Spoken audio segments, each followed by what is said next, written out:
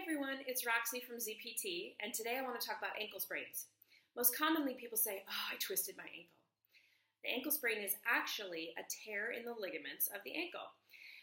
Ligaments hold bone to bone, and since there's many bones that comprise the ankle joint, there's many ligaments that can get injured. Most commonly, the ones that get injured are on the outside of the ankle. Ooh, right there, the outside of the ankle. Also, there's ligaments on the inside of the ankle that can get injured.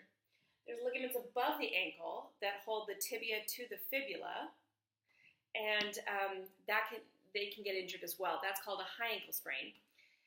There's also the lateral and the medial ankle sprain. So, when one of these ligaments tears, it creates instability in that joint because, again, ligament holds bone to bone. So if you tear that ligament, it's not going to hold as well.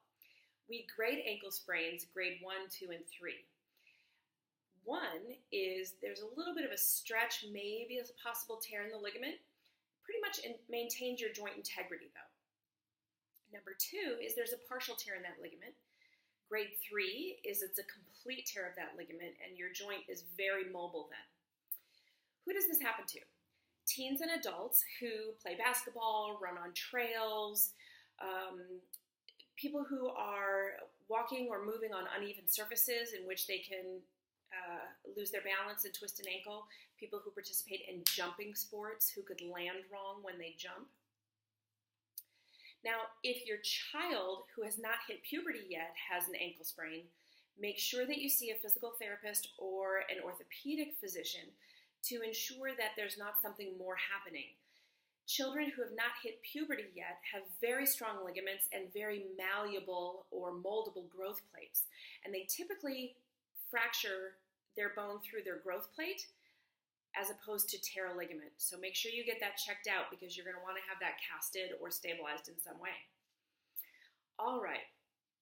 So we know who this happens to. We know what it is. Why are they a problem? Because thousands of people sprain their ankles every day.